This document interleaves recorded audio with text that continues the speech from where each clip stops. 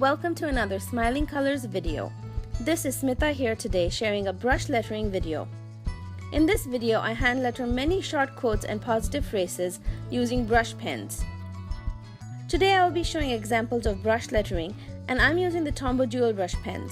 I'm part of the Tombow design team and have all 96 colors of these pens, but to start off you really don't need so many. You can just start with the 10 pens and my favorite set is this bright colors. Each of these pens have brush tips and that is necessary to do the brush lettering. With my dual brush pens today, I'm using a mixed media sketchbook. I love this particular book. It has a nice spiral binding and measures 5.5 by 8.5 inches. I do my watercoloring, lettering, marker art in the sketchbook mainly. The paper you use with your brush pens must be smooth, and I strongly suggest that you go read my new blog post where I talk more about the different supplies and papers you can use while using these brush pens. When you begin with quality supplies, your results are so much better. In brush lettering, your main aim is to create thick downstrokes by adding pressure to the brush tip of your pen and pressing it down, and you let go of that pressure on your upstrokes to achieve these thin lines. The dramatic contrast between the thick and thin lines is what makes modern calligraphy so pretty and eye-catching.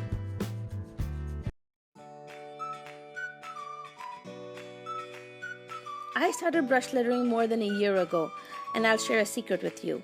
It takes practice and practice alone to get better at your brush lettering. Someone asked me the other day if I took a class or learned this anywhere. No, I didn't. I'm self-taught and I learned by making a lot of mistakes. You make mistakes and you practice some more, and that's the only way to learn fast.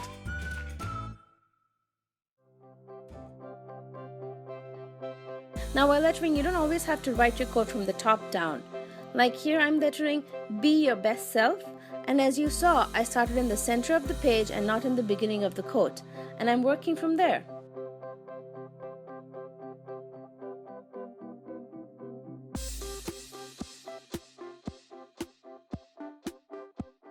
I went and made the letters of the word "be" much larger here to align with the words below.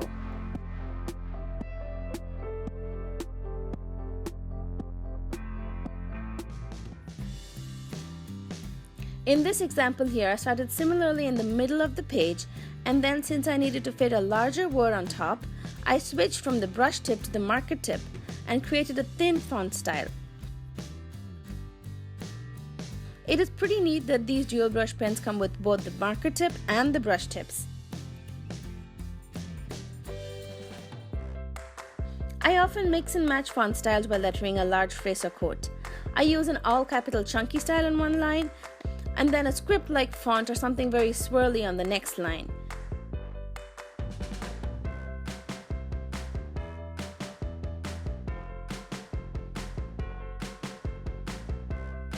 There are a lot of fun font styles that you can try out, and also there are many free printables available online that you can print and practice with. I will link to a few of my favorite practice printables in my blog post.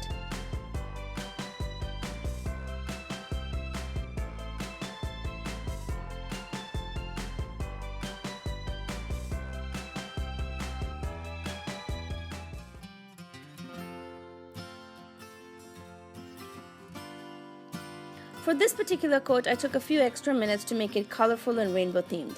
I used the blender pen to pick colors off of a blending palette to create softer shades of the bright colored markers.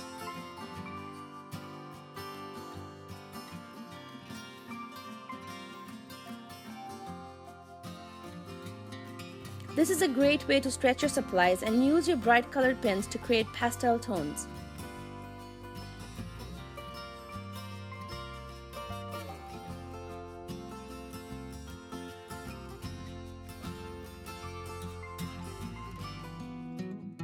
For me, brush lettering is not just about the style of lettering.